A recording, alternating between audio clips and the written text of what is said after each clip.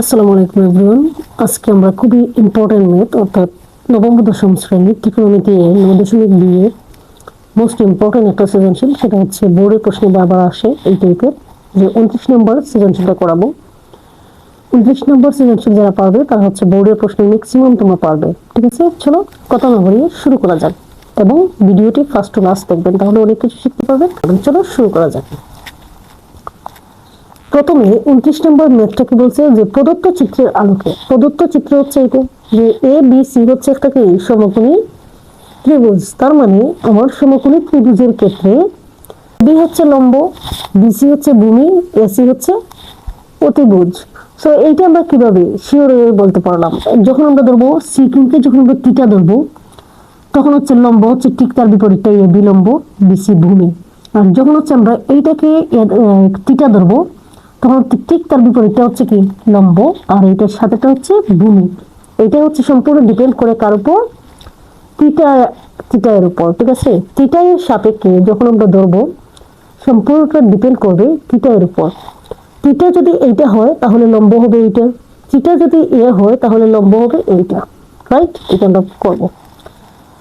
প্রথম প্রশ্ন হচ্ছে এসি এর মান নির্ণয় করো, অর্থাৎ এসি এর মান নির্ণয় করো মানে হচ্ছে অতিভুজের মান নির্ণয় করো। তো প্রথমে আমরা ক নম্বর ম্যাথ করব। ক নম্বরে বলছে এসি এর মান, তার মানে আমরা পিথাগোরাসের উপপাদ্য অনুসারে প্রথমে আমরা লিখবো, দেওয়া আছে মান হচ্ছে √3। রাইট, ওকে। এখন হচ্ছে আমরা কি করব, যে পিথাগোরাসের উপপাদ্য অনুসারে অতিভুজ স্কয়ার সমান, এটা আমরা প্রথম লেকচারে সুন্দরভাবে আলোচনা করেছি, লম্ব স্কয়ার প্লাস ভূমি স্কয়ার বা অতিভুজ স্কয়ার। লম্বকে, লম্ব হচ্ছে 1 স্কয়ার প্লাস ভূমি হচ্ছে √3 স্কয়ার বা অতিভুজ সমান, লিখে দিই 1 প্লাস √3 স্কয়ার কে কাটা তাহলে হচ্ছে 3 বা অতিভুজ স্কয়ার সমান 4। তাহলে স্কয়ার কাটা কি লাগবে, √3 স্কয়ার কাটা, √3 স্কয়ার কাটা, তাহলে এটা থেকে আমরা লিখতে পারি 2 স্কয়ার √3 স্কয়ারে 2। সুতরাং হচ্ছে আমরা কি পেলাম, এসি অতিভুজ সমান হচ্ছে 2। ঠিক আছে, সো আমরা ওইটা হচ্ছে আমরা প্রশ্নের মধ্যে চিত্রের মধ্যে লিখে দিব, এসির মান আমরা কি পেলাম 2 পেলাম। এইটাই হচ্ছে আমার ক নম্বরের আনসার। আশা করি এটা বুঝতে পেরেছো। খ নম্বর সমাধান হচ্ছে, দেখো কি করতে হবে। প্রথমে ত্রিভুজের দেখো, এখন আমরা প্রত্যেকটা মানে জানি, যে এ বি এর মানও জানি, বিসির মানও জানি, এসির মানও জানি। এখন হচ্ছে আমাদের করতে হবে খ নম্বর ম্যাথের ক্ষেত্রে দেখতে হবে এখানে থিটাটা আসলে কি। এই যে ক নম্বর ম্যাথের ক্ষেত্রে আমাদের মেইন টার্গেটটা কি, থিটা বের করা। সো আমাদের বলেছে টেন থিটা, টেন এ কি বলছে, আমি লিখি প্রদত্ত রাশি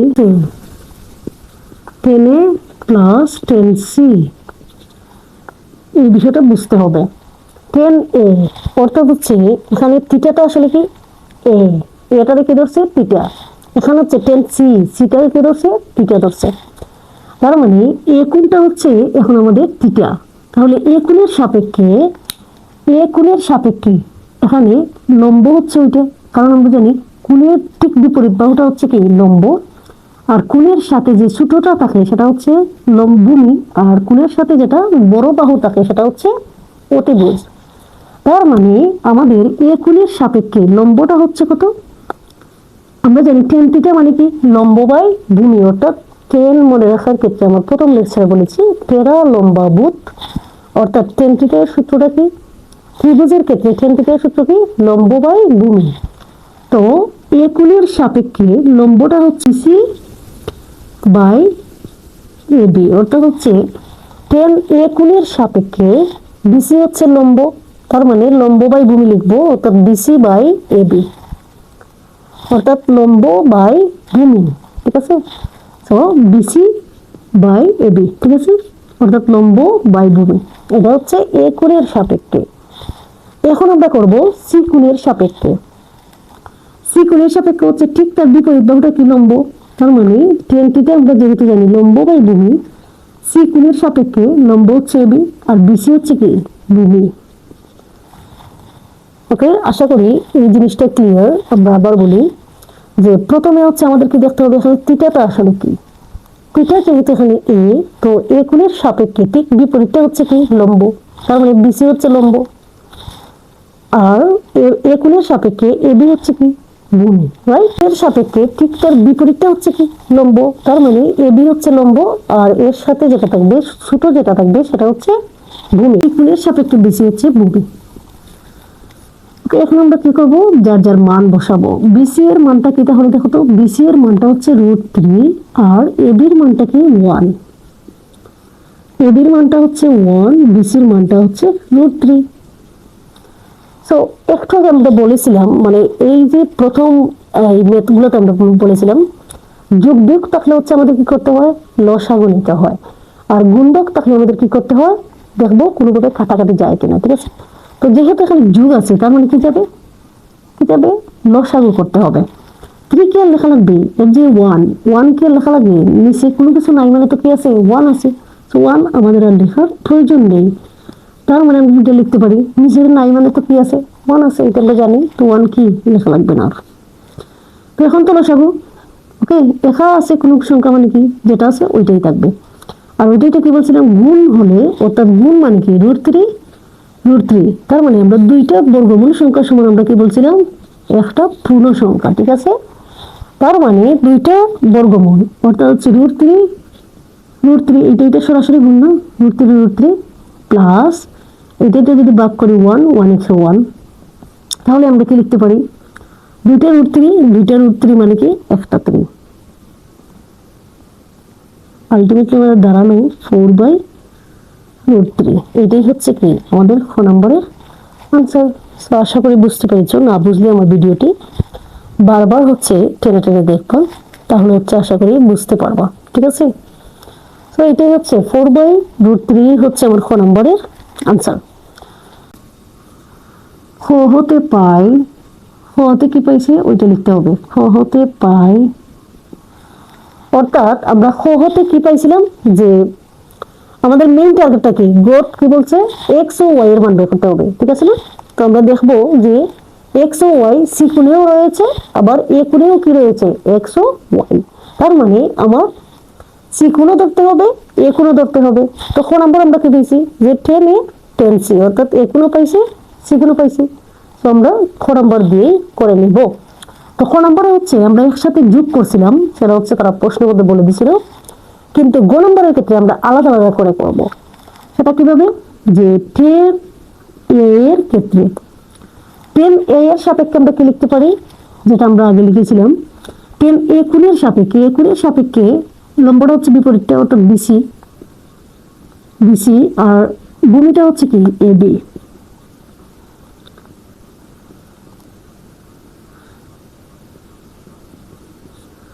বিসিটা হচ্ছে √3 আর এবিটা হচ্ছে 1।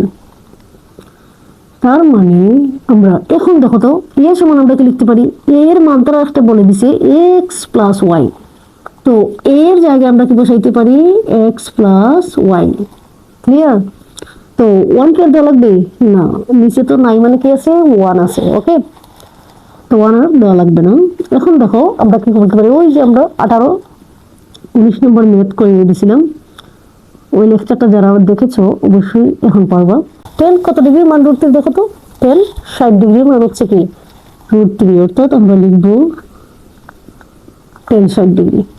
সুতরাং টেনে বাদ তখন কি থাকবে এক্স প্লাস ওয়াই সমান হচ্ছে 60 ডিগ্রি, এটা ধরলাম 1 নং সমীকরণ, রাইট। এখন একইভাবে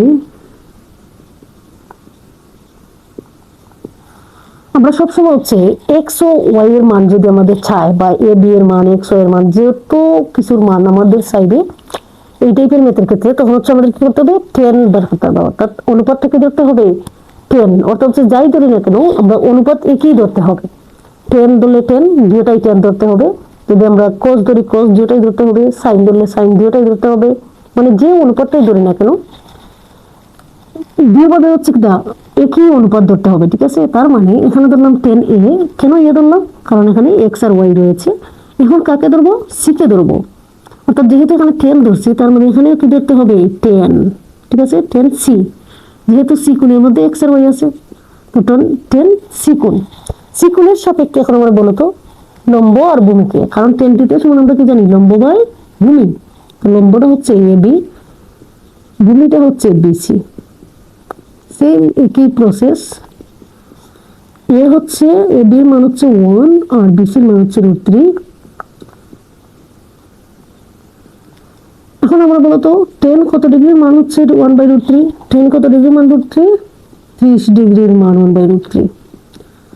আচ্ছা, তার মানে আমরা কি হলো 10 উভয় পক্ষ থেকে বাদ, সি সমান কি হলো √3।